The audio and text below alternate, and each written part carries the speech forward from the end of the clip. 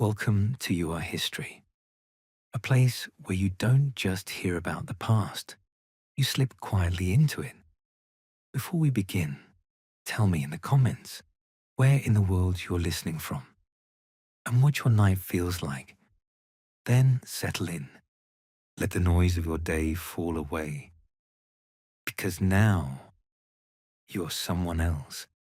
Tonight, you are an exorcist for the Vatican, 1955.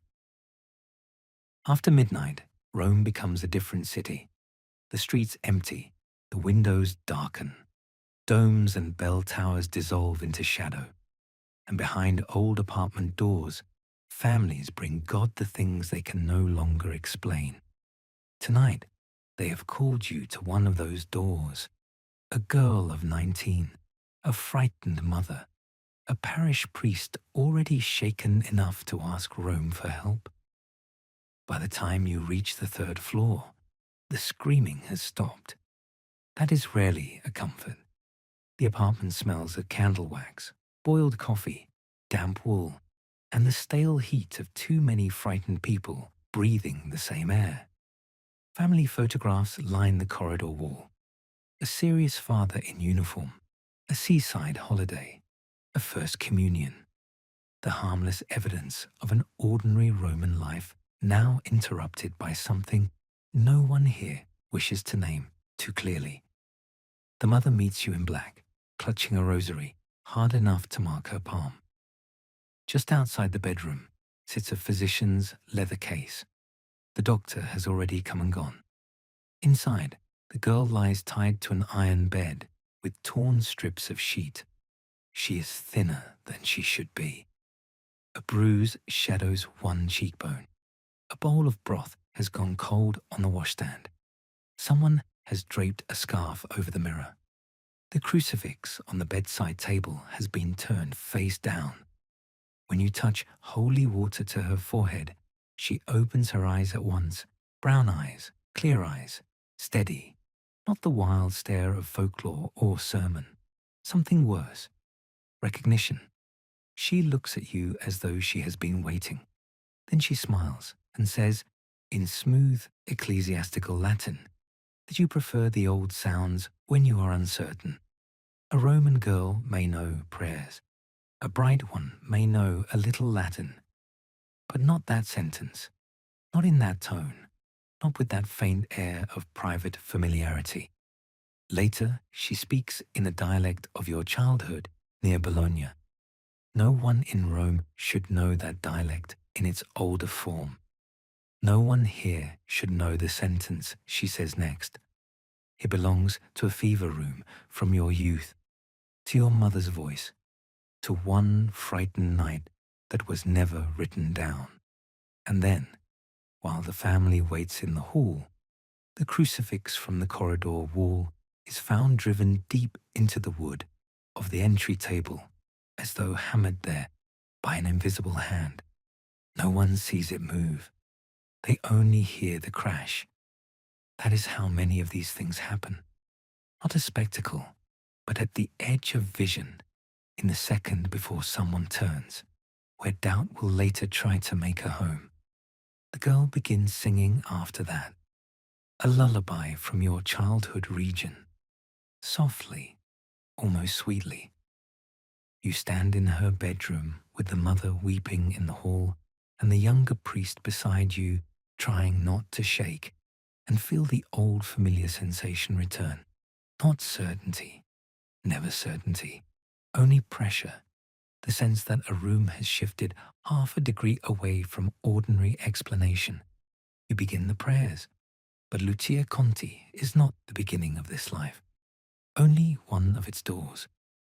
By the time Rome sends for you in the 1950s, this work has already found you many times, in villages and convents and narrow city rooms that smell of medicine, mildew, and old family secrets. The Church does not like to speak of such things plainly now. The old rites remain, but modernity has arrived in Italy, carrying medical textbooks and clean vocabulary. Trauma, hysteria, melancholia, obsession, delusion. words that promise order, or at least classification. Some of those doctors are right. You know that better than zealots do. You have seen epilepsy mistaken for possession. You have seen girls collapsing under shame, called cursed by their families. You have seen mold in the walls, bad air, sleeplessness, grief, and village gossip gather themselves into the shape of haunting. One of the first lessons the work teaches you is that frightened people prefer demons to ambiguity. A demon can be named, a ritual can be attempted, a priest can be summoned. But a damaged mind is harder, a violent father harder still, a secret no one wants spoken hardest of all. So Rome values caution now, or says that it does. You are not sent for because you see devils everywhere. You are sent for because you do not. That reputation begins after the war, when bishops discover that you do not rush towards spectacle. You ask what has already been tried. You observe the patient, the room, the family, the doctor's opinion, the priest's level of fear. You note whether the suffering seems theatrical, physical, spiritual, or simply human in the old miserable way. And when needed, you pray. Some cases die under observation. A boy outside Viterbo who screams at shadows and bites his own wrist until it bleeds turns out to have fever and swelling in the brain. You send him to hospital at once.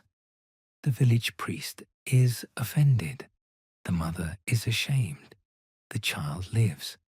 A novice near Orvieto claims the chapel walls accuse her at matins. The abbess fears scandal and asks for quiet help. You find not possession, but a young woman sleeping almost not at all, starving herself with private penances and drowning in religious scruples severe enough to make every thought feel damned. She does not need exorcism. She needs sleep, broth, and someone with authority to tell her torment is not holiness merely because it speaks in religious language. The abbess dislikes this answer. The novice improves. Then there are cases less tidy. A widow outside Perugia lives with her children in a farmhouse the neighbors have already decided is cursed. Milk spoils too quickly. Knocking sounds come from inside the walls.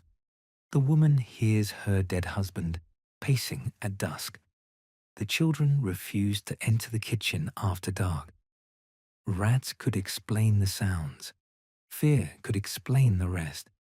A lonely house can become a theater of interpretation very quickly. You tell yourself this on the first night. On the second, while reciting the Psalms by lamplight, you see the oak chair near the hearth slide backward across the floor. Not tip, not wobble. Slide. A clean movement. Several inches. No hand on it. You say nothing. The widow begins to cry before she even turns to look. That matters to you. The lack of performance. The lack of triumph. By morning, you write a careful report. Further spiritual supervision recommended. Medical consultation also advised. No public language of possession to be used at present. It is that caution, more than any miracle, that causes certain men in Rome to remember your name. The Vatican in the 1950's does not want enthusiasts. It wants men who can stand inside uncertainty without immediately decorating it. So the work comes quietly. A note from a Monsignor, a train ticket, a file, a request to consult on extraordinary disturbances. No one says exorcist aloud unless doors are closed, and even then with faint embarrassment, as though admitting such things still exist is bad manners in the atomic age. Yet the cases continue.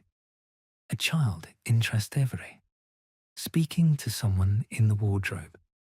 A professor's wife who grows violent only when prayers are read aloud. A butcher's son in the south who laughs at the name of God with an adult contempt. His own face is too young to carry. A dying woman in a charity hospital, begging the sisters not to let the man under her bed whisper to her after dark. In some houses, you find fraud. In some, suggestion. In some, mental collapse. And in a very few, something that survives both theology and medicine. That is the real difficulty. Not that every case is supernatural, that some are not entirely dismissible even after the obvious explanations have been applied and still fail to hold. This is what the new psychiatrists do not understand about you or pretend not to. Many regard priests with impatience. They have reason. Religion has often mistaken illness for sin and superstition for wisdom. Families still drag the mentally ill to churches when what they need may be care. The older church can be proud, sentimental, and foolish in exactly the ways modern men most enjoy diagnosing. But the psychiatrists have vanities of their own. Some love explanation so much that they begin treating it as a moral achievement, as though naming a thing places it safely beneath them, as though the human soul, if such a thing exists, can always be filed in the nearest category and shelved. You do not despise them. You sometimes agree with them. That is what makes the conflict real. One Roman doctor, educated in Turin and full of post-war certainty, once tells you that priests persist only because the poor require medieval theatre to contain primitive fears. 2 weeks later, he sends you a private note asking whether you might discreetly visit his sister. He does not mention the note again in public. His sister lives in an apartment full of expensive furniture and expensive silence. She has not been sleeping. She insists that something stands at the end of her bed between 3 and 4 each morning and watches her until dawn. Her brother calls it grief, complicated by sedatives. You suspect the same. Then, during the second visit, in the doctor's presence, she speaks aloud a sentence he confessed once to a priest in Turin when he was 16, and no one in Rome should know. The doctor goes pale. Afterward, he explains it away with admirable speed. You understand that too. Explanation is often the final sacrament of frightened men. Still, he never again says medieval theatre in your presence. By now, enough such incidents have gathered around you that younger priests watch you with a mixture of relief and discomfort. Relief, because your presence means someone else will decide whether a matter belongs to doctors, confession, the bishop, or the old rites. Discomfort, because no one likes to stand near a man whose life suggests the world may be less sealed than official language prefers. You do not like standing near such a man either, but the role has settled around you all the same. A priest becomes what is repeatedly asked of him, and what he repeatedly agrees to do. That is vocation too, though not the shining version told to boys. Not a beam of light. More often, the accumulation of difficult rooms. Certain rooms stay with you more than others. Not always the loudest, not always the most dramatic. Sometimes only a gesture remains. A child refusing to look at the ceiling corner after sunset. A woman tearing a rosary apart with her teeth. A man who becomes perfectly calm only when the crucifix is removed from the room. A seminarian insisting that the voice in the chapel knew the sins he had not yet committed. And once, in winter, something happened that made even your own caution feel briefly fragile. The case came from Trastevere, above a grocer's shop, in a room that smelled of starch, onions, and cold plaster. The patient, was a seamstress of 23 who had not slept properly in 9 days. 2 doctors had examined her. One called it nervous exhaustion. The other suggested religious mania worsened by fasting and family pressure. Bromides had been prescribed. Rest recommended. Institutional care discussed in the embarrassed tones educated families use when speaking of removal. By the time you arrived, the family no longer cared what it was called. They only wanted it to stop. The seamstress lay on a narrow bed beneath a single window, looking out over wet rooftops. Her mother knelt in the corner, with a rosary moving too quickly through her fingers to mean the words. A younger priest stood near the door trying to look official. The patient was not bound. You remember that with precision because it mattered afterward. She lay flat, eyes half open, lips moving as though speaking to someone beneath hearing. There was nothing theatrical in her posture, nothing dramatic in the room, only stale air, damp wax, and the exhaustion of a household that had reached the end of ordinary remedies. You began the prayers. At first, nothing changed. Then the girl started laughing, not wildly, not loudly, a low, private laugh, almost affectionate, as though someone in the room had made a joke only she and something else understood. You continued. The candle flame bent toward her. The younger priest's breathing changed, and then, with no convulsion, no struggle, no visible effort at all, the girl rose from the mattress. Only a little. 3 inches, perhaps 4. Enough that a band of shadow appeared beneath her back. Enough that the blanket sagged where her weight should have been. Enough that every person in the room knew an old category had just become difficult to dismiss. No one screamed. That is not usually what terror does first. True terror often silences before it scatters. The mother stopped praying. The younger priest began to cry without realizing it. And you, who had spent years preferring caution to spectacle, felt certainty shift beneath you in one clean movement. The girl remained there only a few seconds. Then she settled back onto the bed with the softest sound, as though the room, having shown too much, was now ashamed of itself. Afterward, the doctors were told she had suffered a violent muscular episode. The mother agreed because she needed a version of events that allowed the family to continue. The younger priest asked twice whether he had truly seen what he thought he had seen. You told him only that memory is often clearest in the moments we most wish to mistrust it. He wanted reassurance. You had none to offer. The girl improved slowly after that. Not instantly, not cleanly, no dramatic final battle, no easy ending. That too is part of the truth. Even when something dark leaves a room, it often leaves damage behind. So by the time the Lucia Conti case reaches your hands, all of this is already layered inside you.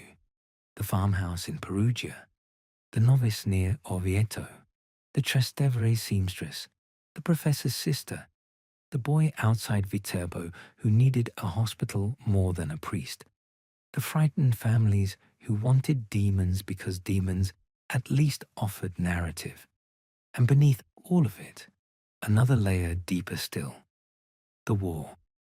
You do not yet tell that part to younger priests. They want stories about courage, not about mud, shells, delirium, and the way terror can open the human mind until it no longer seems entirely private. But war taught you something. The peacetime church still struggles to say clearly. Human beings become porous under enough suffering. Memory, language, shame, violence, grief, prayer, and madness begin to move through one another in ways neat categories cannot contain. Maybe that is all possession sometimes is, a name for unbearable permeability, the mind breached by trauma until every darkness finds a way in. Or maybe that is only one edge of it. Because after the war, and after the hospitals, and after the doctors, and after all the cases you can explain or half explain, some rooms still remain. Some knowledge still arrives from nowhere. Some objects still move. Some voices still speak from the wrong depths of the wrong bodies. And once in a great while, a human body rises where no body should rise. Which is why, standing now in Lucia Conti's bedroom in Rome, with her family listening from the hall and the younger priest beside you, trying not to let fear become visible, you already know this much. Whatever is happening here will not be resolved by pious dramatics. It will require patience, observation, prayer, discretion, and perhaps a willingness to learn whether the modern world has mistaken denial for enlightenment. Lucia lies on the bed with her wrists tied in torn white cloth. The room smells faintly of old flowers. Rain taps at the window. In the hall, her mother has begun whispering prayers again, not because she believes the words will solve this, but because rhythm is sometimes the only defense a frightened person has left. You open the Roman ritual. The younger priest beside you swallows, and when Lucia smiles once more, without opening her eyes, you understand with a cold and familiar clarity that this is not merely another troubled house. This is the case that will draw you farther in, not only into her suffering, into the Vatican's secrecy, into the rivalry between old rite and new medicine, into the private embarrassments of bishops, monsignors, and psychiatrists, into the question of whether evil has changed its clothing in the modern age, or whether educated men have merely found more flattering ways not to name it. For now, though, none of that has arrived yet. For now, there is only the room, the girl, the rain, the prayer book in your hand, and the moment before the night opens wider. You were not made for this work in one terrible instant. That is the lie people tell afterward. They prefer men like you to have been marked from childhood, chosen early, built for shadows. They like to imagine a boy already set apart, already destined for dark rooms, already in conversation with the invisible. But nothing in your childhood looked dramatic from the outside. You were born near Bologna, where winter sank into the walls and summer smelled of dust and grain. The world there felt narrow in the old Italian way, structured, named, manageable. There was the church, there was the family table, there were feast days and chores and ordinary expectation, marriage for some, labor for others, priesthood for a few. You loved churches before you fully loved God. That is the simplest truth. You loved them because they were the only places where silence did not feel empty. In ordinary rooms, silence could feel like lack. No voice, no answer, no comfort. But in a church, even an empty one, silence felt occupied, held, as if something larger than human fear had already arrived and was waiting there without impatience. Your mother understood that before anyone else did. She was a small woman with careful hands and a quiet faith, not dramatic, not showy, the kind of woman who turned endurance itself into prayer. Your father was more practical. He believed in God as he believed in weather and work and the need for decent boots.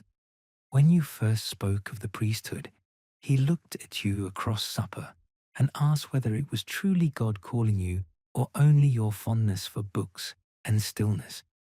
Even then, he was not entirely wrong. You were drawn first to ritual, to candles, to vestments, to Latin, to repetition, to the idea that the world, however painful, might still be arranged according to something higher than appetite and chance. Seminary deepened that hunger.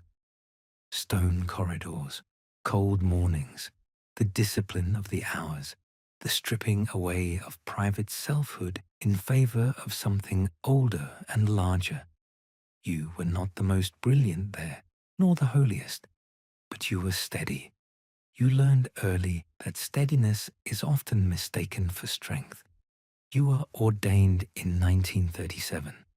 For a little while, you believed your life would remain small and sacred in ordinary ways. A parish, confessions, baptisms, burials, the care of souls in numbers a man could hold in his mind. Then Europe broke. War did not arrive first as war. It arrived as speeches and shortages and uniforms and harder voices in cafes, then letters, then absences, then bodies. By the time you were assisting in hospitals and barracks, the church no longer expected priests merely to bless and bury. It expected them to stand near collapse without adding to it, to hear confessions from boys who smelled of mud and fear, to pray over men whose bodies had opened too quickly for dignity, to say that God remained present in places where human beings had made his presence hard to detect. Priests do not know war as history. They know it as proximity.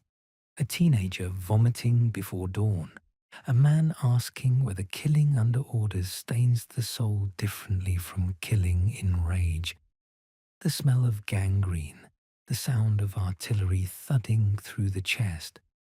A field chapel with only 2 candles left. Hands gripping your sleeve hard enough to bruise, as if flesh itself could refuse death by holding tighter. You learned something else there too. Suffering does not ennoble most people. That is a lie told by those who have watched it from safety. Suffering may clarify. It may strip illusion. But often it simply wounds. And wounds have voices. There were men who muttered in sleep as though taken dictation from some deeper chamber of themselves. Men who woke striking at the air. Men who stared into corners too long. Men who no longer trusted their own thoughts. Men who asked whether God could still hear them if they no longer felt entirely human. Today, doctors would have names for much of it. Trauma, psychosis, shock, dissociation. Then the words were rougher. Nerves, collapse, cowardice, possession, if one was frightened enough. You did not yet believe in possession in the way you later would. You believed in evil. Of course you did. Anyone with eyes could. But evil, to you then, lived primarily in men, systems, commands, and appetites. Devils were theological. Human cruelty seemed more than sufficient explanation for horror. Then came Casino. You do not remember it first as battle. You remember mud. Mud and ruined stone. Mud and smoke. Mud and the repeated shaking of the earth under bombardment. Mud and boys becoming old in 3 days. Mud and prayers spoken quickly because the next blast was always coming. It was there that the clean edges of your faith first failed. Not because you lost belief, because belief stopped feeling simple. One night, in a medical shelter lit by a single lantern, a young soldier from Naples was brought in after an explosion. No obvious wound, only tremor, ringing ears, confusion, and a kind of agitation the medics dismissed as shock.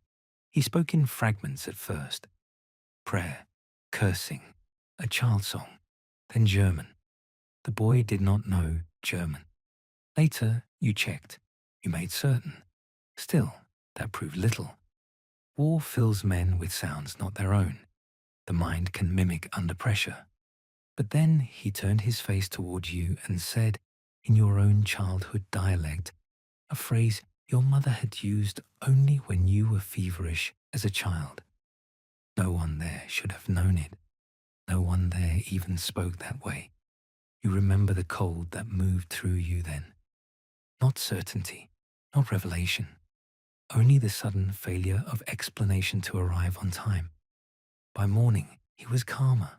By evening, he was dead of an internal injury they had not seen. War moved on. It always does. But something remained in you after that. Not conviction, not yet, only disturbance. The sense that the human person could become porous under enough suffering, that mind, memory, soul, terror, guilt, and whatever lies beyond them might not remain cleanly separate when a body is driven near its edge. After the war, Italy did what damaged countries always do. It continued. People swept steps, bought bread, courted, gossiped, repaired roofs, lit candles, asked what was for supper. History is strange that way. Catastrophe ends, and ordinary life resumes over ground that has not really healed. You return to clerical life, changed in ways you could not explain cleanly. You worked constantly, parishes, hospitals, home visits, deathbeds, families in distress, a willingness to go where other priests hesitated. There was a virtue in that. There was avoidance too. You slept badly. Sometimes you woke convinced someone else was in the room. Not a figure exactly, more a pressure. The sensation that solitude had acquired witness. Prayer helped sometimes, sleep helped sometimes. Dawn often made the whole thing feel foolish, but not always. Meanwhile, Rome was changing. The post-war world had new faith now, not in God, but in categories, psychiatry, neurology, pharmacology, case studies, institutions, diagnosis, men in pressed coats with educated voices explaining the hidden machinery of suffering. In many ways, this was progress. Families had blamed the devil for illness too often. Priests had been asked to cure with prayer what required medicine, patience, or human tenderness. You knew that. That was part of why Rome trusted you. Your reputation did not begin because you were dramatic. It began because you were cautious. You asked questions. You observed. You sent some families to physicians. You refused easy superstition. You embarrassed one bishop by suggesting a supposed haunting was mold, grief, and suggestion rather than infernal attack. But when something resisted every available explanation, you did not look away. That was rarer. And it was how the work found you. At first through villages and parish houses. A widow outside Perugia, whose farmhouse had developed a silence so oppressive, even the children would not cross the kitchen after dark.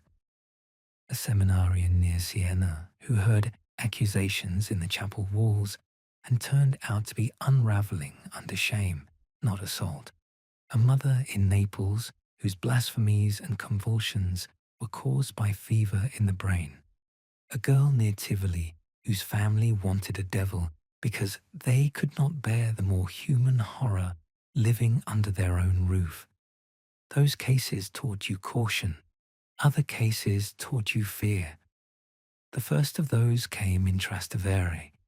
She was a seamstress, 30 or so, brought low after the death of her infant son.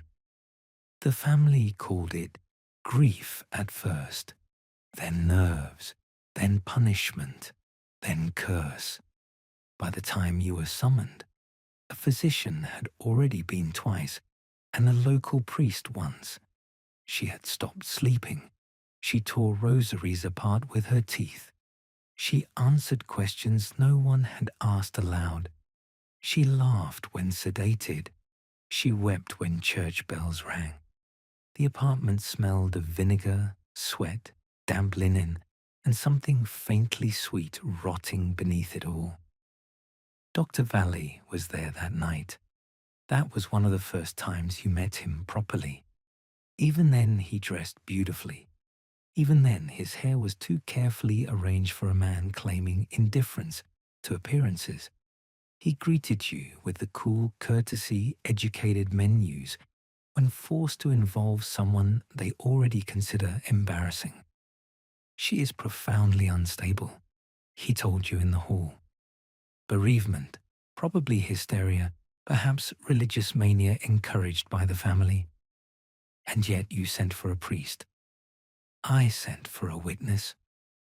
The woman was strapped loosely to the bed when you entered, not because she had been violent at that moment, but because earlier she had bitten her own wrist badly enough to scar herself. Her husband stood in the corner, looking both ashamed and hopeful, which is a terrible look in a man. At first, nothing seemed extraordinary. She stared at the ceiling. Her lips moved. Her breathing was shallow but regular. Valley checked her pulse and gave a little shrug, as if the body were reassuring him by remaining measurable. Then you began the prayers.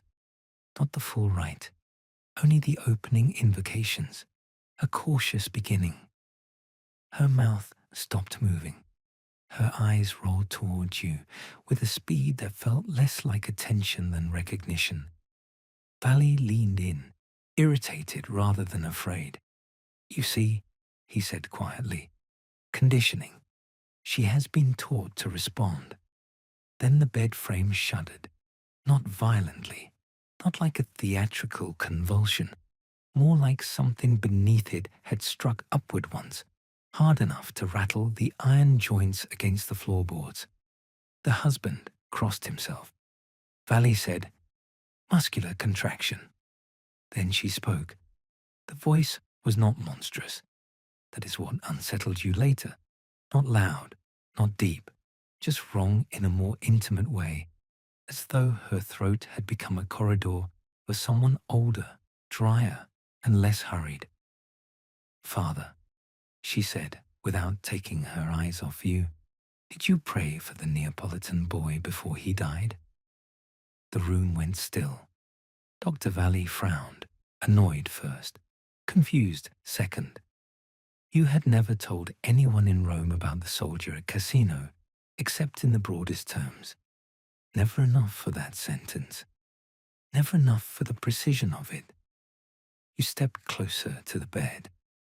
Her arms were pinned by the straps, yet the muscles in her neck stood out so sharply it seemed for a moment her head might separate from the body under the force of whatever was moving through it.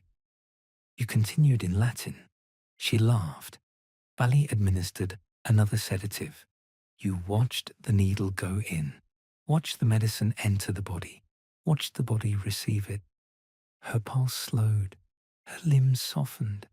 For 3 full seconds, relief entered the room.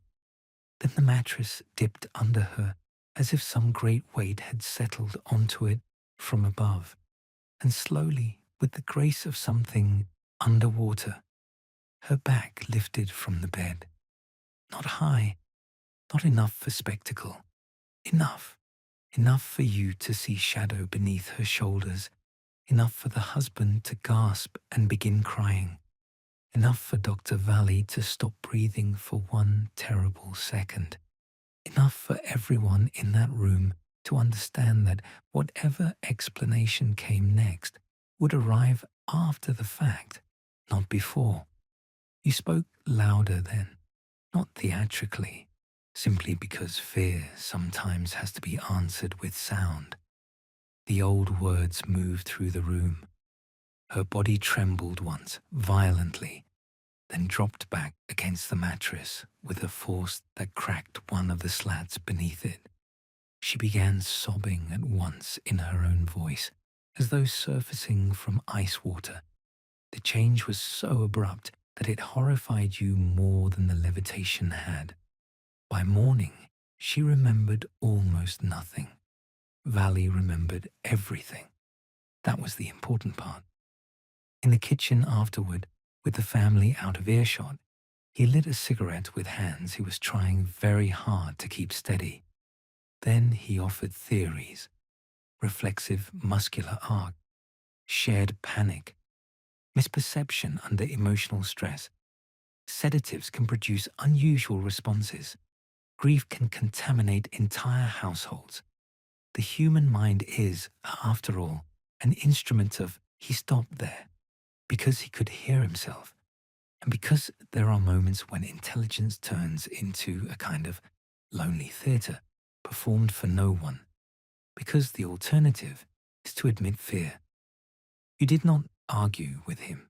You were too tired, and you had no wish to become a fanatic simply because a bed had briefly failed to obey the ordinary rules of wait. But from that night on, Dr. Alessandro Valli remembered your name. So did others. And then came the case in Frascati. That was the one that stayed. The one you return to in dreams when a room begins to turn wrong. The one you think of now, standing outside Lucia's door. The one that taught you how quickly caution can arrive 1 hour too late. He was a young man named Matteo Rinaldi, 22, a vineyard worker, broad-shouldered and by all accounts gentle before whatever happened began. It started after a fever, or after a fall from a cart, or after his mother's death. Depending on which relative told it, the origin shifted. That itself was not unusual. Families edit suffering as it unfolds. They search backward for the first broken branch.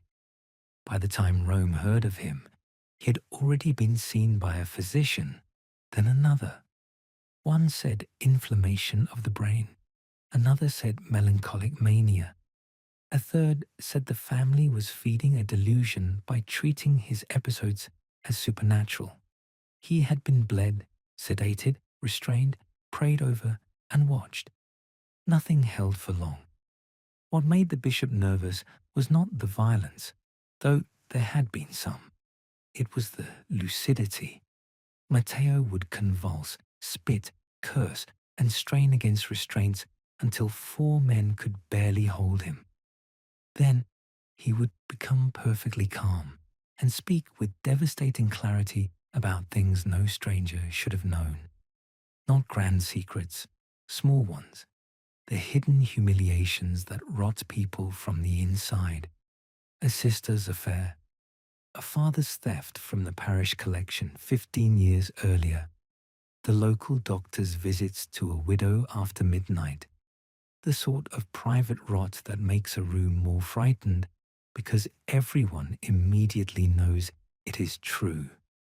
You arrive at the farmhouse in late afternoon. The hills outside were soft with evening light. Chickens scratched in the yard. Grapevines climbed their frames. The beauty of the place offended you at once because you had already learned how often horror prefers domestic settings. The family met you with that same expression you had seen too many times by then. Shame struggling against hope. Matteo was upstairs. You heard him before you saw him. Not shouting, laughing. A low, breathless, intermittent laugh that seemed less like amusement than listening. Father Belandi, the local priest, met you at the stairs. He was sweating through his collar despite the cool air. His eyes had the overbright look of a man who had not slept properly in days. I thought at first it was the fever, he said, then grief, then nerves. But he knows things, and he does not react like a sick man, not always. Has a doctor come? 3. And? Belandi gave a brittle little shrug. They disagree professionally and leave quickly. Matteo had been tied to the bedpost with linen torn into strips. The room smelled of urine, vinegar, candle wax, and that stale human heat that builds when windows stay shut too long against shame. He was thinner than you expected. young still, a face that would have looked handsome in a vineyard or at a wedding table, now stretched into angles by exhaustion. His eyes opened the moment you stepped in. "Another one," he said pleasantly. "Did they tell you I bite?" His own voice. You stood at the foot of the bed and asked simple questions first. Name, date, pain, sleep, memory. Sometimes the ordinary reveals more than ritual.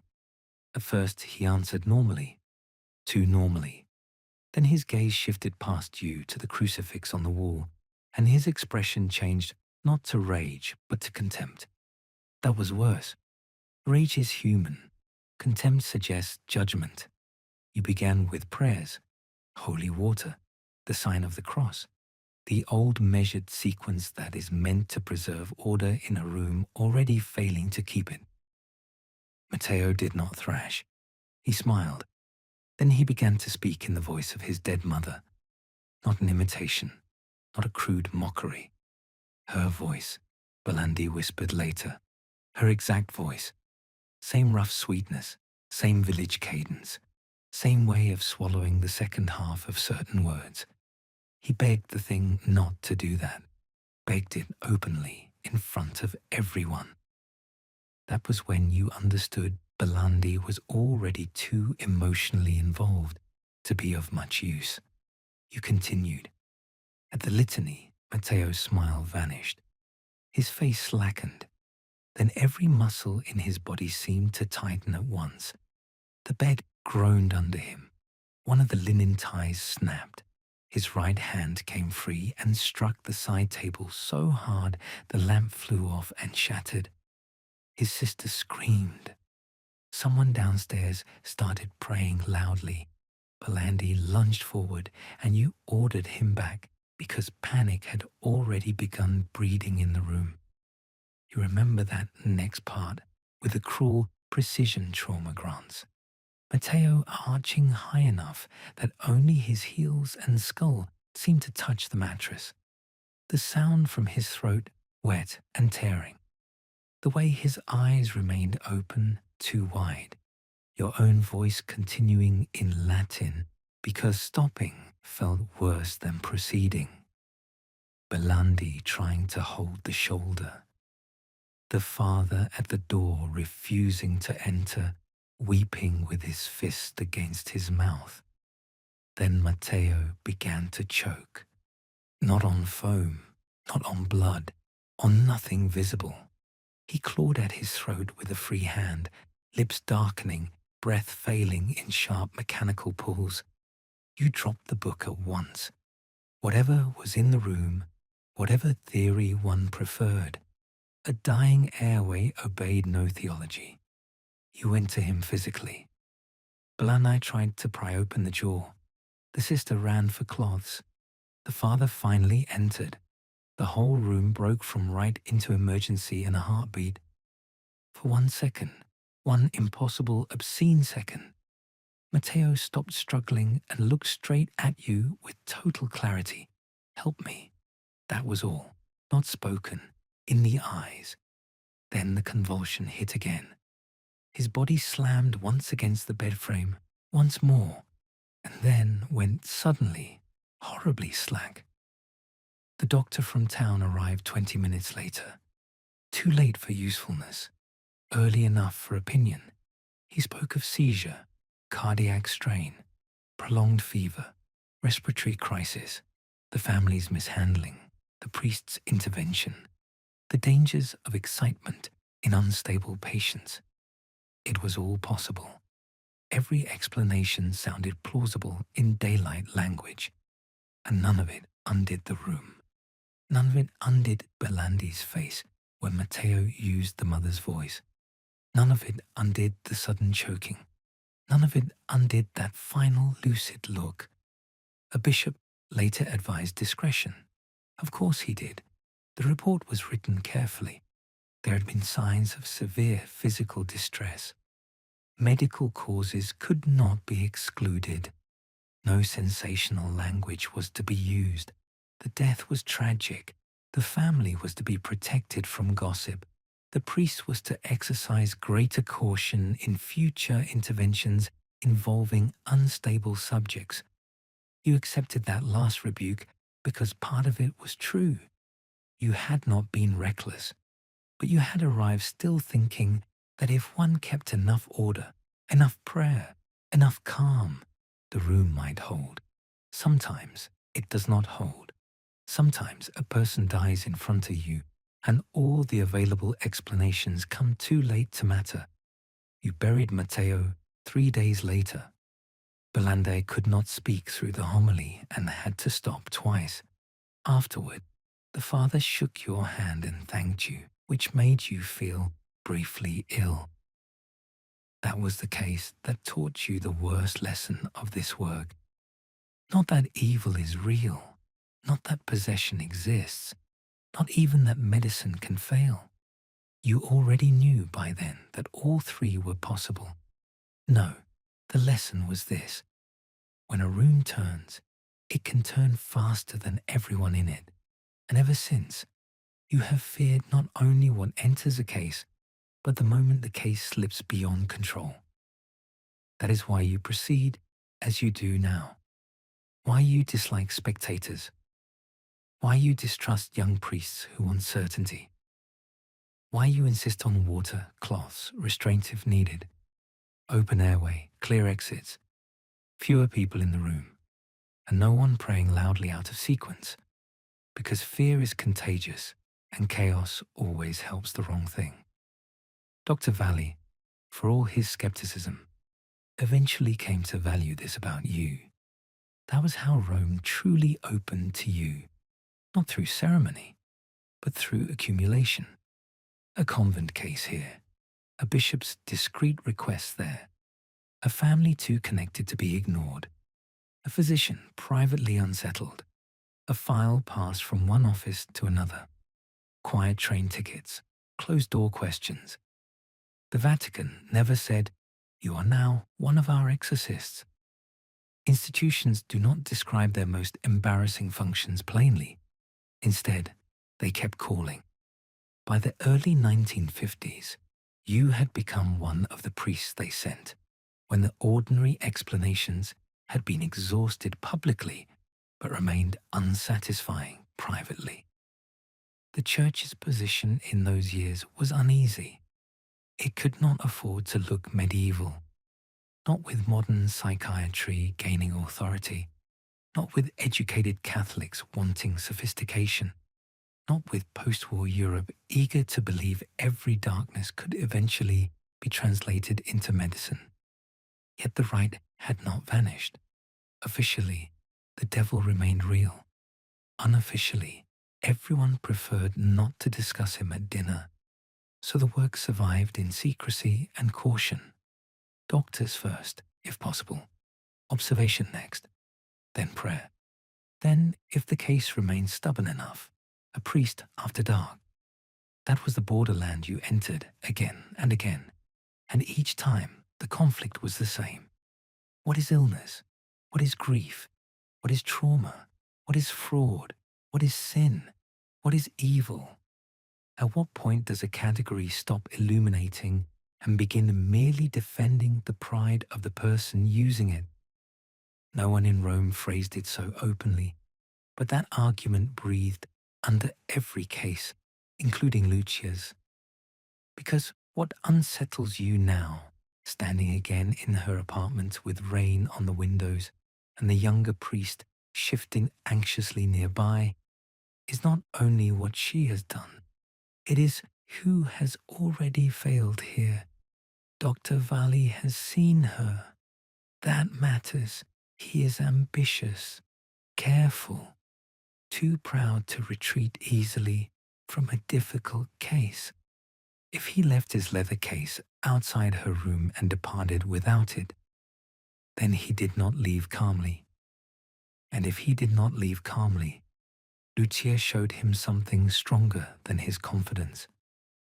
The mother's prayers continue in the next room, thin with exhaustion. Father Bernini still wants a clean answer. He is young enough to believe the world will offer one if questioned properly. But you know better now. You know that horror often prefers overlap, that the mind can break, that the soul can darken, that grief can mimic haunting, that illness can wear the face of blasphemy, and that sometimes, horribly, something else enters through the cracks all of these create. Lucia stirs on the mattress, not fully awake, not fully resting. Her lips part. For a moment you think she is about to speak again in that old dry otherness. Instead, she smiles. It is a child's smile, then an old woman's, then her own. It passes so quickly, Father Bernini might later think he imagined it. But you do not think so. You have seen too many faces become briefly inaccurate. You lower your gaze to the Roman ritual in your hands. The pages smell faintly of leather, wax, and old paper. The words are still there. The old protections, the old sequence. The church, for all its embarrassment, still keeps language for this. That comforts you less than it once would have. Ritual does not spare a man from ambiguity. It only gives him something ordered to carry into it. You think suddenly of the boy at casino, of the seamstress lifting from the bed, of Matteo Rinaldi choking while everyone in the room lost control by degrees, of Varley in the kitchen speaking too quickly over a shaking match, of all the rooms where medicine and prayer stood side by side, both insufficient, both necessary, neither able to claim full dominion. And you understand, with a heaviness that feels almost physical, that Lucia Conti is not merely another case. She is a convergence, war and memory, faith and diagnosis, the church's caution, the doctor's pride, the old rites, the modern mind, and something moving between them, delighted by the quarrel. You lift your eyes to her again. This time, before you begin, you move the chair farther from the bed. You tell Bernini quietly where to stand. You make sure the mother remains outside the door. You set the basin where it can be reached, without crossing the room. You glance once at the window latch, once at the crucifix, once at Lucia's throat. Then you begin the prayer once more. You begin the prayer again, not loudly. Loudness is for frightened men and public performances, and you have no use for either. The room is already too full of damp wool, candle smoke, stale flowers, old plaster, human fear. Sound does not need to dominate it. It needs to enter carefully, like a blade finding the seam in fabric. Lucia lies still on the mattress, too still. That is the first thing that troubles you. The dramatic cases are almost easier. The thrashing, the shouting, the obscenities. The village theatre of suffering that at least announces itself in forms the body recognizes. But stillness can be worse. Stillness can mean exhaustion, or cunning, or the gathering of force. Beside you, Father Bernini clutches the small aspergillum so tightly, the knuckles of his hand have gone white. He is trying not to breathe too loudly, trying not to look as young as he is.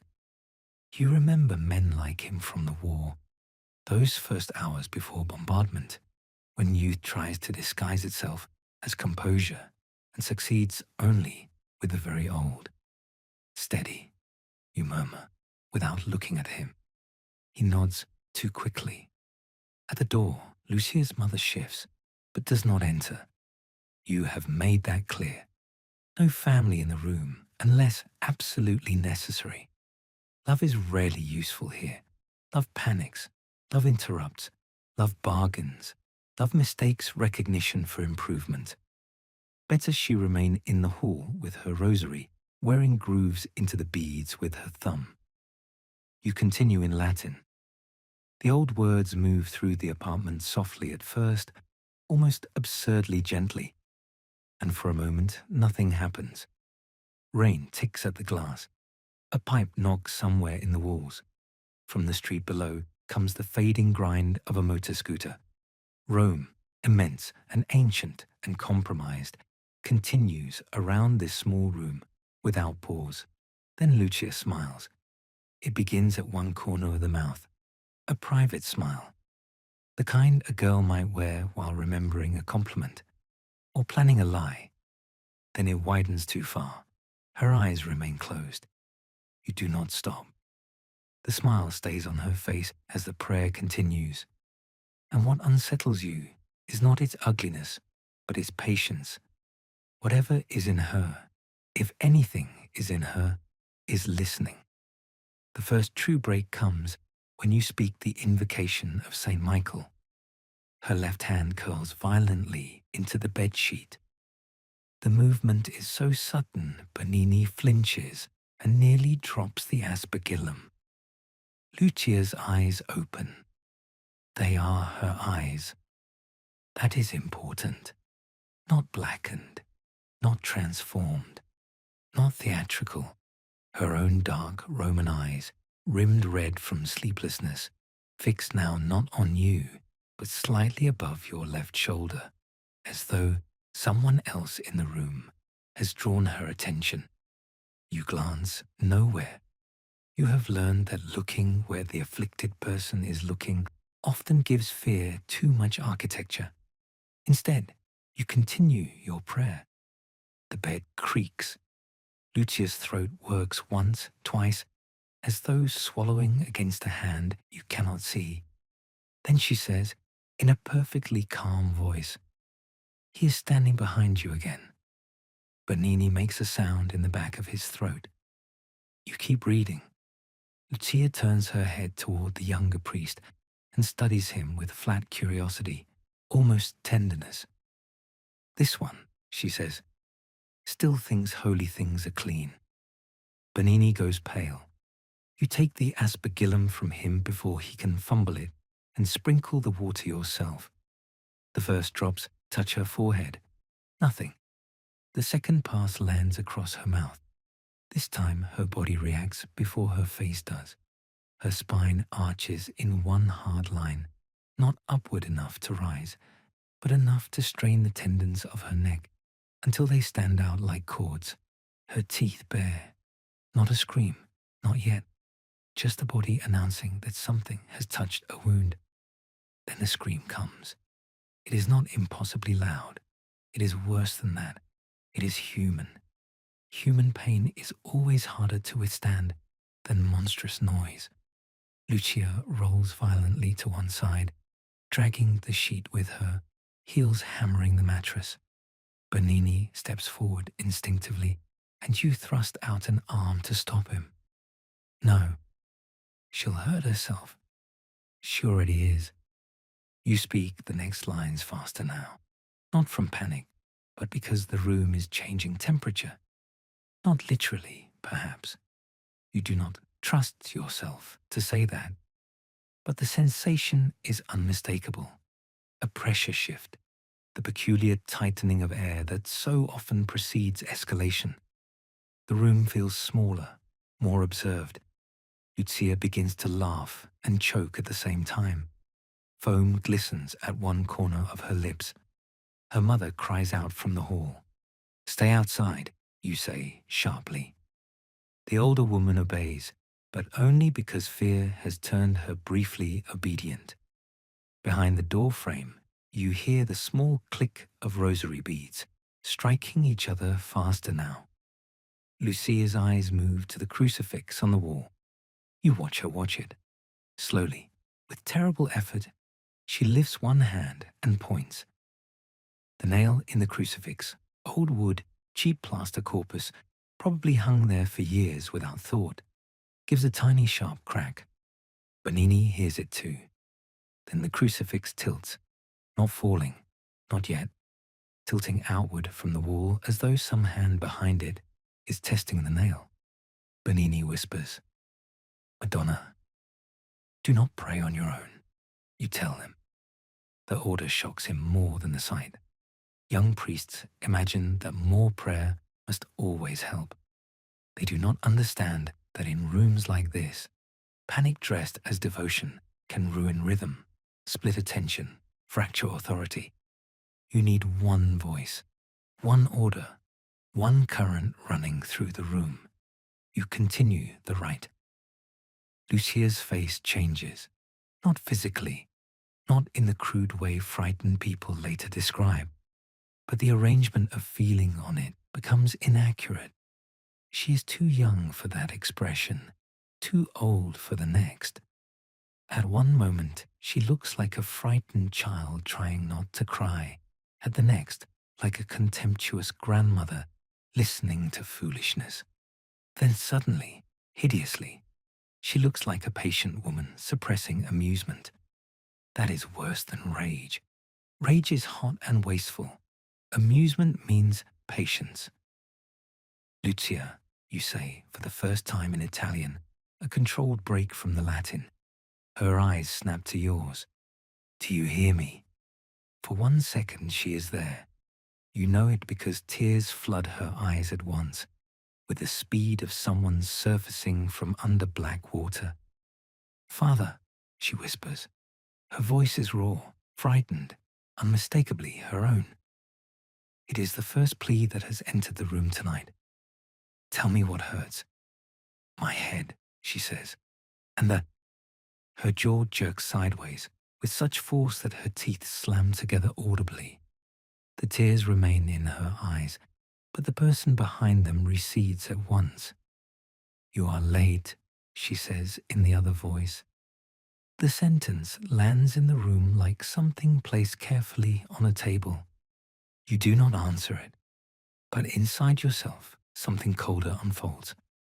Late. For what? For Lucia? For the case?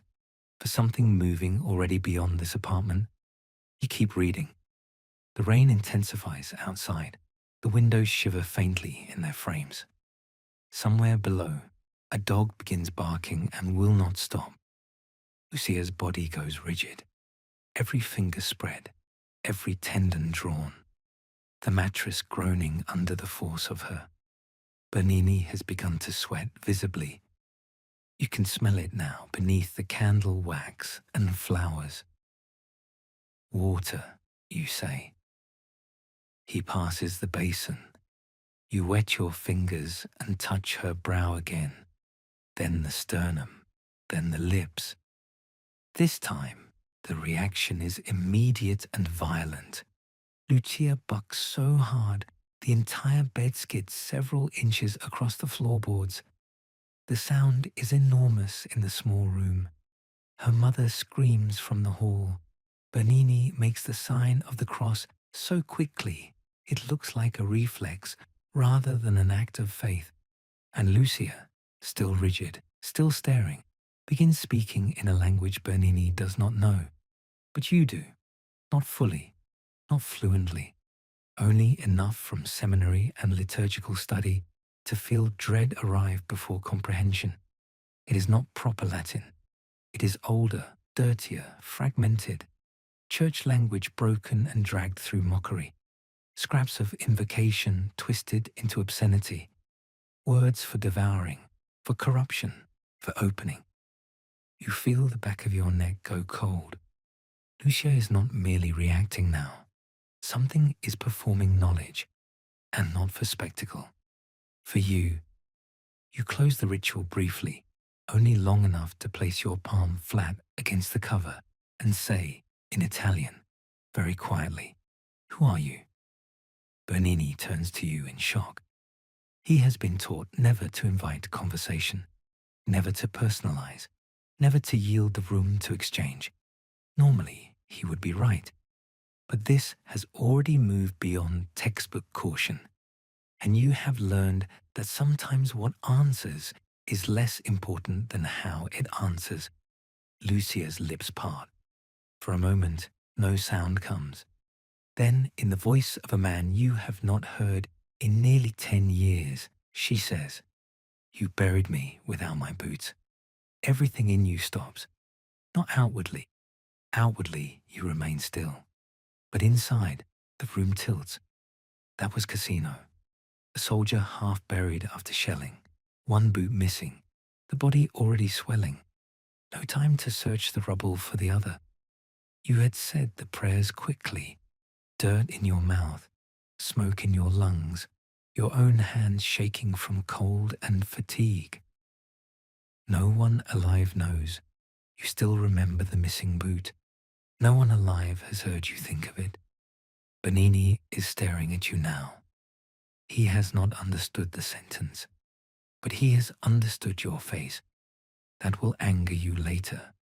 You let nothing show if you can help it.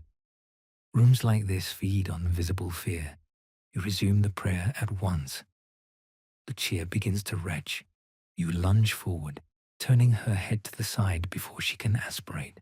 The basin catches mostly bile and saliva, little else. Her body convulses in waves so sharp they seem to begin not in muscle, but in command. Between spasms, she gasps once, like a swimmer dragged too long under. Then she speaks again, this time in her own voice, so faint you almost miss it.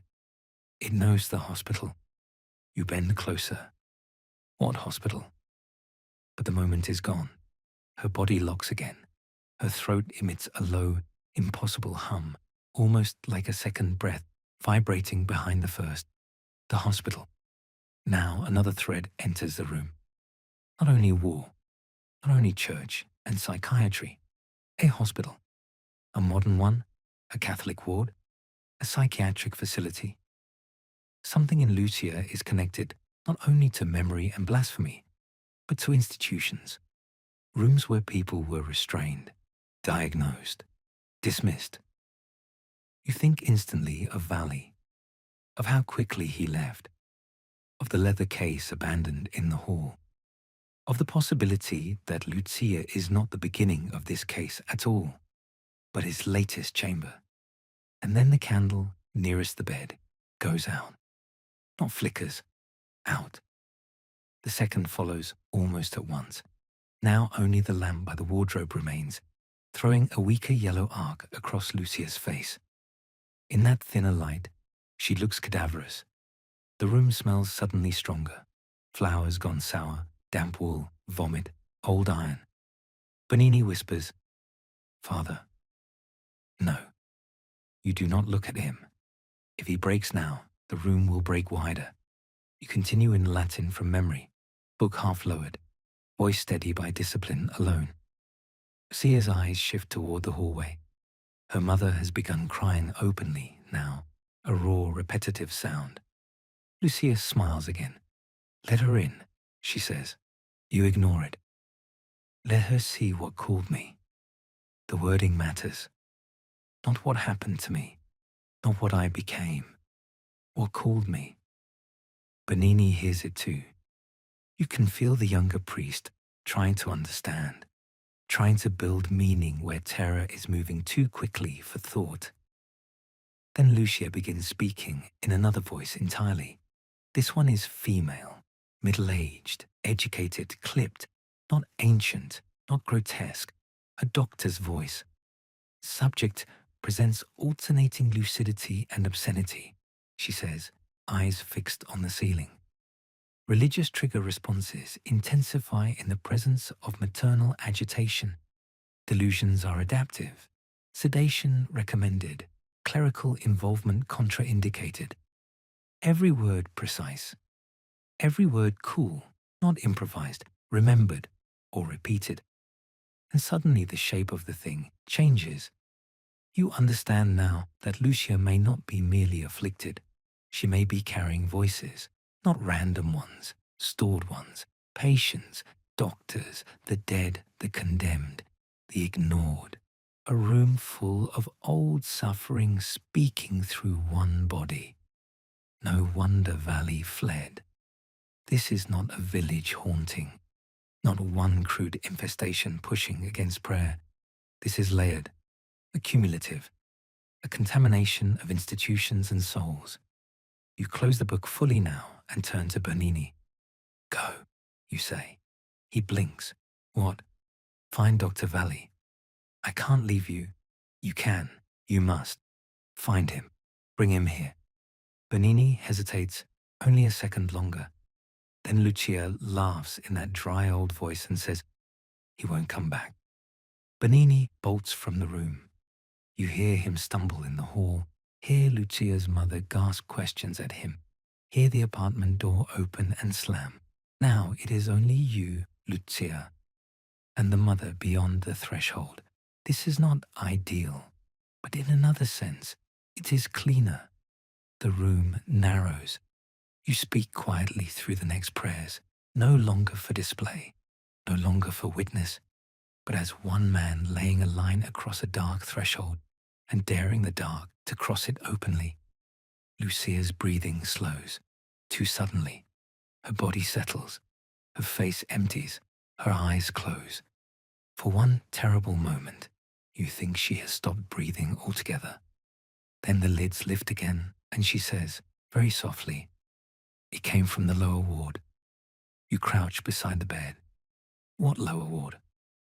"The women they kept below," she says, her own voice, her own terror. She is crying now without moving her face.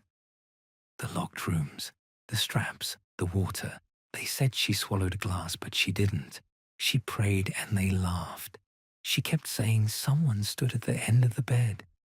Who said that? Lucia's pupils widen, then contract. "You know him," she says, and now the doctor's voice returns, but damaged, breathier, as though speaking through injury. Observation notes misplaced. Transfer unauthorized. Cause of death undetermined. Your scalp prickles. This is no longer random, no longer merely personal. Lucia's case is entangled with something institutional, hidden, buried under diagnosis and secrecy. A ward, a death, missing records, a woman no one listened to. Did Lucia witness it? Did Valley? Did the Vatican know? Is this demonic infestation feeding on buried wrongdoing, or the dead themselves pressing upward through a conscience denied proper burial? You do not know, and not knowing is the oldest part of this work. The mother breaks then and rushes into the room. You rise at once. "I told you." "She keeps changing," the woman sobs. "She was good, Father. She was good. She only worked at the clinic because they needed girls for records and washing sheets. And then she came home different. She said there was a woman downstairs who talked to empty corners, and after that she stopped sleeping. And then the clinic, not hospital, clinic, perhaps psychiatric, perhaps private, perhaps church-affiliated, which would make everything worse. What clinic? You ask sharply. Before she can answer, Lucia sits up, not violently, smoothly. That is far worse. She sits upright with mechanical elegance, tears still on her cheeks, hands folded loosely in her lap, like a child at catechism. Then she turns to her mother and says, in the mother's own voice, "You should never have brought her there." The older woman emits a sound you will remember long after the rest of the case has blurred. Not a scream. Recognition. The sound a soul makes when struck exactly where it has hidden guilt. You step between them at once. Ow! The mother stumbles backward, sobbing apologies to no one visible. Lucia watches her go with serene attention. Then her gaze moves to you. "You want the woman in the cellar," she says. "You keep your voice level." "What cellar?" "The records burned," she says. "The body didn't. A pulse beats once at the base of your throat." Now you understand two things at once. First, this case cannot be completed here. Second, whatever is in Lucia is using truth. That is always more dangerous than pure falsehood. A lie can be rejected. Truth, even partial truth, enters like a blade. You begin again, pressing the right harder now, invoking not only authority, but separation, naming Christ, the saints, the passion, the wound, and the blood, all the old hard anchors of a church that has forgotten many things, but still remembers how to speak, against what feeds on despair. Lucia screams. This time it is not human. No, that is not precise. It begins human and is joined by something else. Something like a second resonance under the first, as though another throat has learned how to ride the shape of her voice. The wardrobe door bangs open. Bernini's abandoned chair topples backward. The final candle extinguishes itself in a thin blue curl. Now, the room is lit only by the hall and the weak street lamp through rain. You keep going. Your own heartbeat is too loud in your ears. Your injured hand from casino aches with sudden old pain. And somewhere under fear, under training, under liturgy, there is another feeling too. Anger. Not theatrical holy wrath. Not saintly fire. A priest's colder anger. The anger of seeing suffering used. The anger of doctors dismissing what frightened them. The anger of bishops burying scandal in folders. The anger of war, hospitals, wards and locked rooms leaving the vulnerable full of cracks through which something ravenous can enter. Lucia flings one arm outward. The back of her hand catches your stole and tears it partly free. You seize her wrist. Her skin is fever hot. For 1 second, the room narrows to physical struggle. Flesh, heat, breath, pulse. Not demon and priest. Not doctrine and diagnosis. Just a sick young woman and an aging man refusing to let her be dragged any farther into whatever has coiled inside her. Lucia, you say through your teeth, listen to me. Her eyes meet yours, not the things, hers, tiny, almost gone, but there. You must tell me where. She is shaking violently now. The clinic, she whispers. San Cecilia, below the women's ward. Then her face twists and she bites her own tongue so hard, blood runs instantly down her chin. You force her jaw open with your thumb and cloth before she can do worse. She sobs once only, then collapses backward against the mattress, unconscious or emptied or withdrawn too far to answer. The room goes still, not peaceful, never peaceful, but still. Rain, breathing, the mother in the hall, a distant siren, somewhere in Rome. A few minutes later, Bernini returns with Dr. Valli. The doctor is hatless, damp, furious, and more frightened than he wants to seem. He takes in the overturned chair, the extinguished candles, the blood at Lucia's mouth, the torn stole in your hand. Then he looks at you. What did she say? Not, is she safe? Not, what happened? What did she say? You are too tired to hide your contempt. So, you say quietly, you do know. He says nothing. Bernini looks between you both, lost now in a conflict much larger than exorcism. Valli steps to the bed, checks Lucia's pulse, her pupils, her jaw, all with practiced speed. His face gives little away, but when he hears the name San Cecilia spoken by the mother through sobs at the door, the hand at Lucia's throat stops for half a second. There. Enough. Enough to know the case is not finished, only uncovered.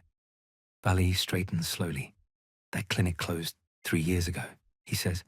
Why? A fire. And the lower ward? His jaw tightens. There was no lower ward. Lucia speaks without opening her eyes. There was.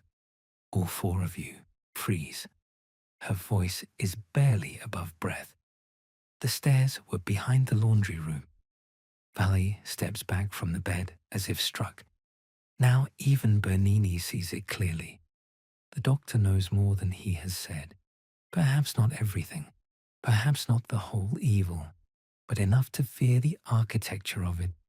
You gather the ritual, the basin, the cloths. We go there at first light, you say. Valli laughs once, humorlessly. This is madness. Yes, you say, that has never excluded guilt.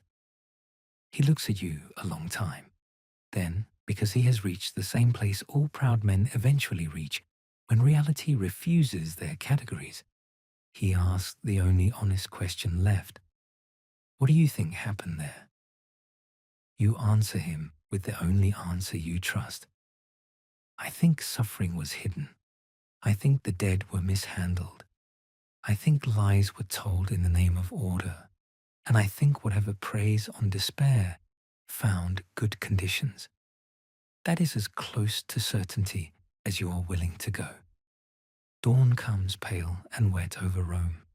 By the time you reach San Cecilia, its outer clinic shuttered, chapel locked, courtyard slick with rainwater. The city has already resumed itself. Buses, bells, shopkeepers, school children. The ordinary machinery of mourning stepping cleanly over the unquiet dead. The lower ward is real. Of course it is. Behind the old laundry room, through a service door swollen by damp, down a narrow flight of steps that smell of mold and soap and old rust. Valli says nothing as he leads the way. Bernini carries the lamp. You carry the ritual and the stole, now reknotted. Below, the air is colder.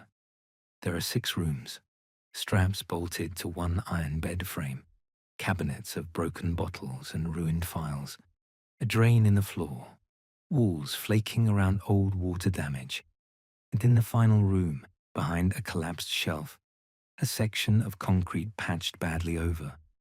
No one speaks.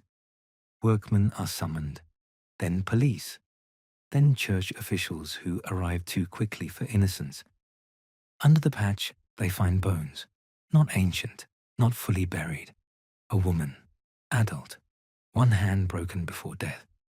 Glass fragments near, but not in the throat. Valli goes grey when he sees them. Bernini begins praying, despite your old instruction, and this time you let him. Some rooms are past the need for order and have entered the simpler territory of witness. Records surface over the following days, though not all of them. Enough to suggest a patient transferred unofficially, restrained repeatedly, dismissed as hysterical, then dead after an episode. Enough to suggest signatures missing where signatures should be.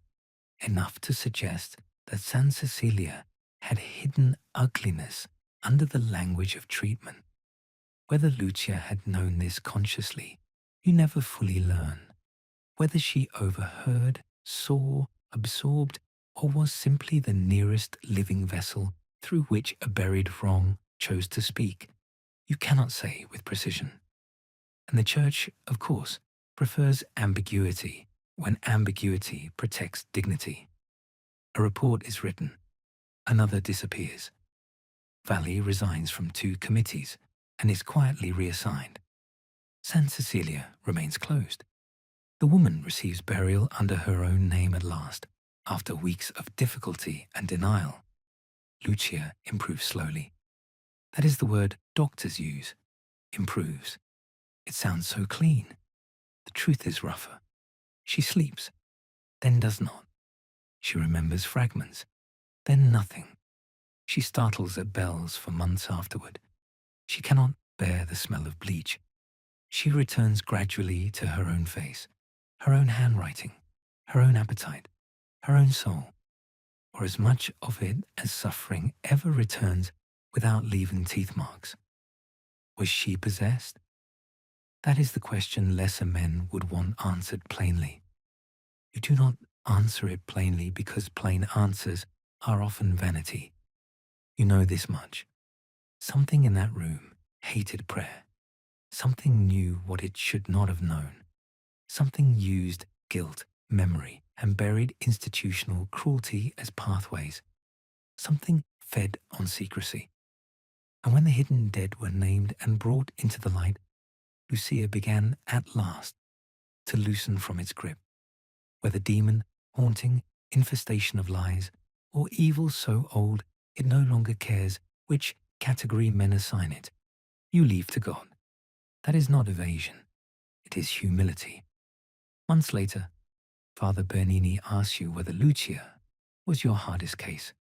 You think of Cassino, of the seamstress in Trastevere, rising from the bed, of Matteo Rinaldi dying with help in his eyes, of the lower ward under San Cecilia, of Valli at the graveside not removing his hat, of how many rooms in Rome still smell faintly of bleach, incense, and fear. No, you tell him. He waits. Then, because he is older now than he was that night, because the work has already begun taking its payment from him, you add, she was only the clearest. He frowns. Clearest? Yes. In what way? You look out across Rome. Evening again now. Domes darkening. Windows lighting one by one. Scooters whining below. Laundry shifting faintly in the cooling air. The city preparing, as it always does, to become two cities at once. The public one of routine and appetite, and the hidden one of guilt, prayer, medicine, secrecy, and all the things respectable people carry upstairs only after dark. Because in Lucia's case, you say, everyone was partly right. He says nothing, and that is how you know he finally understands. The doctors were right that the mind can fracture. The priests were right that evil can enter through those fractures. The mother was right that something followed Lucia home. Valli was right that institutions leave wounds deeper than superstition admits. And you were right to fear what happens when suffering is hidden long enough for something worse to make a home inside it. That is the lesson Rome teaches you, again and again. Not that science is false, not that faith is enough, not that every dark room contains a demon, but that human beings create conditions, rooms, wards, walls, secrets, silences, and once those conditions deepen enough, something always enters. By the end of the decade, men in better offices than yours will continue debating psychiatry, modernity, pastoral language, public perception. The Church will continue polishing its face for the age to come. Doctors will continue naming what can be named. New medicines will arrive, new journals, new certainty. And still, after dark, there will be knocks on certain doors. A bishop embarrassed to ask, a doctor too frightened to continue alone, a family whispering instead of sleeping, a young priest sent to fetch you through wet Roman streets. And because vocation is not always a shining call, but sometimes only the accumulated surrender of a life repeatedly offered to the same terrible work, you will keep going. Not because you enjoy it, not because you are fearless, not because you always understand what you are facing, but because someone must enter the room. That is all. And some nights, in the hour before dawn, when Rome has gone hushed again and rain moves over the domes and gutters, you still think of the first time faith failed to feel simple. 19 years old, cold stone under your knees, a church where silence felt inhabited. You did not know then that silence could hold many things. God, yes. Memory, grief, the dead, the lies of institutions, the echo of war, the shape of evil waiting patiently for a wound. But you know it now. And if there is comfort in that knowledge, it is not the comfort of certainty. It is only this, that whatever darkness enters human life through cruelty, secrecy, sickness, or sin, it still hates to be named. And sometimes, if God is merciful, naming it is the beginning of driving it out. And so the night settles gently over the Vatican, over stone and candlelight, and the whispered prayer. The work is done. The silence returns, and whatever lingers no longer follows you here. And slowly, let this life fade and come back to yourself. If you enjoyed this journey, you can subscribe.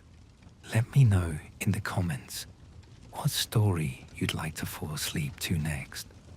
Until then, rest well, sleep deeply, and I'll meet you in another life.